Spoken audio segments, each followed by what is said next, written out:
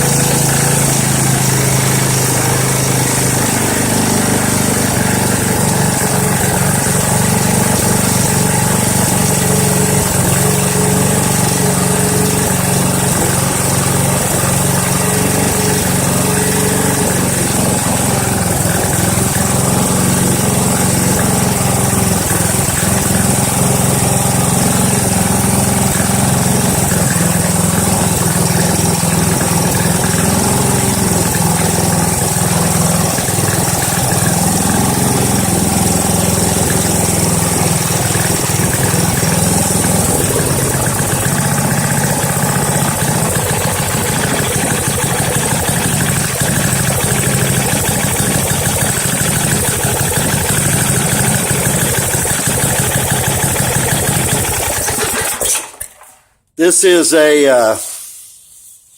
1990 Craftsman 10 horsepower Tecumseh 30-inch cut lawnmower, riding lawnmower. I think Murray probably made these for Sears. This originally was my mom's. She sold it to a friend of mine. And then a few years after he used it, then I bought it back from him. And I got it running about 6 years ago. And hang on, I got to get rid of my pup. I had to put my pup outside, otherwise he'll knock the camera over. Anyway, I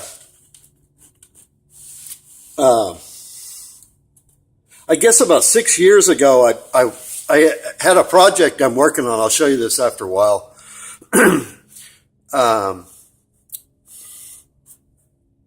I got this running, but I could never get it running good. And I'm thinking back when I was mowing grass with it, it wasn't running real good either. And that's one of the reasons I had to get another mower. It didn't have any torque. So it's had carburetor trouble the whole time that I've had it. And 6 years ago or so, I rebuilt the carburetor. You know, I didn't rebuild it. I went through and took it all apart and cleaned it. Then here recently, I got back on this project. It sat around for like 6 years outside. And so I brought it back in, and this time I'm really going through it. I went through the carburetor a couple times, and like both times I could get it started, but it just really ran like crap with it spitting and sputtering and backfiring, all kinds of just terrible, running terrible. So I went through it like a couple times. So I finally said, screw it, I'm going to buy a carburetor. So I went on eBay, and these carburetors, you can get them, but they're like $125 from, for a new Tecumseh one. And so I went on there and I bought a Chinese-made carburetor for a little newer model I was going to put on here. Well, anyway, it didn't show up by the time it was supposed to, and I waited 10 days, and I got tired of waiting. So yesterday I decided I was going to try it one more time. So I took the carburetor apart, and I was fiddling with the floats, and I had trouble with getting the floats the right level. So I fiddled with that and finally got them to the right level and put it back together. And I shot carburetor cleaner through it again and cleaned everything. Anyway, put it back together, and it still ran like crap. And then what I decided to do is let me zoom in here. on the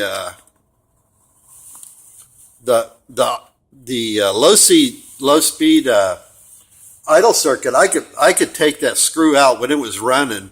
I could run that screw all the way in or all the way out. It wouldn't make any difference. It had no low speed circuit working at all. But what I did is I took my carburetor and choke cleaner, and I took that out and put this in there and put a little rag around it to kind of keep the stuff in there. And while it was running, and blew carbon choke cleaner through it while it was running. And about the third or fourth shot I hit it, all of a sudden the motor started cleaning up and running smoother. So apparently there was something in there still. And with it running, maybe with the vacuum of the motor or the vibration and the carburetor cleaner,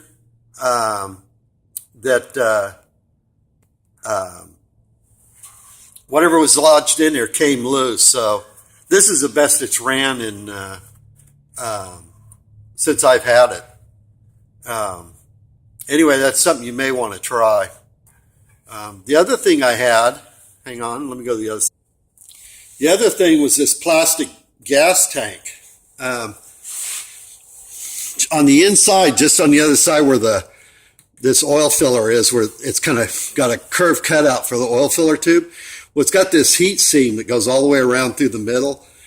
Well, right there, it's cracked. And I tried welding it with a soldering iron, and it would still leak.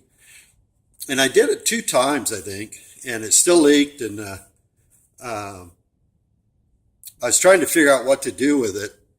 And I tried putting hot glue on it, but I didn't realize at the time that hot glue isn't fuel proof. So it actually worked for about 2 or 3 hours, and then finally the stuff melted through. So this time I used Gorilla Glue, because I remember getting it on my hands once before when I was building a boat, and I found nothing that would dissolve Gorilla Glue. So I decided I'd try that. So I put Gorilla Glue on it, but you know that stuff foams up. So in the process, while it was drying, I'd come back out and poke at it with a little, like a real small standard screwdriver, and push the bubbles like out and push it down so it would stick good to the plastic. And anyway, so finally the Gorilla Glue dried, and then I put some of this seal all over the top of it. And I seen this stuff on the internet. They're advertised that it's fuel and chemical resistant. So I put some of that on the top. So anyway, it hasn't leaked. It's had gas in it for 2 or 3 days, and it hasn't leaked. So anyway, finally I'm glad to get this thing running halfway decent so I can finish this project. I'll show you what it is. Anyway, that's what I'm making out of that, out of the old lawnmower. I wanted something to haul my bug sprayer on, because I can't wear a backpack sprayer. So I wanted something I could haul stuff around the yard in. I have an acre property. So anyway, so I put that on the back. It's hinged so it'll dump. And it's got some latches on it that I don't have them on there right now, but it bolts down so it doesn't come up easy. So, you know, and then I put that big battery in the front. The battery used to have one of those little batteries under the seat, but I got a bunch of those big gel cells, so I put that on the front as a counterweight. And I can actually sit back here and the front end will come up. Here, I'll show you. Hang on. Okay. So it'll hold. I'm about 200 pounds, and it's not bouncing off the ground, so I can just get it to bounce if I really jump up and down. So it should hold quite a bit of weight, whatever the axles will hold.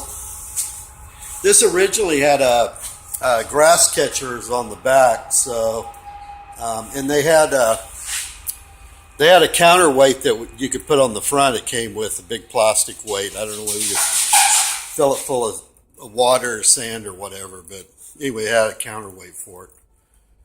So that seat, the seat that was originally on there was the frame was all rotted out, rusted away, so I couldn't use it. This is off of a Yardman. It was a yellow seat. Anyway, I reupholstered that. So repainted everything. It was in pretty bad shape because it's almost, 28 years old, I guess. But I'll be glad to be able to use it now. The only thing I got to do to finish it up is I got to put a new drive belt from the motor to the transmission to the transaxle. Because yesterday when it was running, the belt came apart. So that's it. See ya.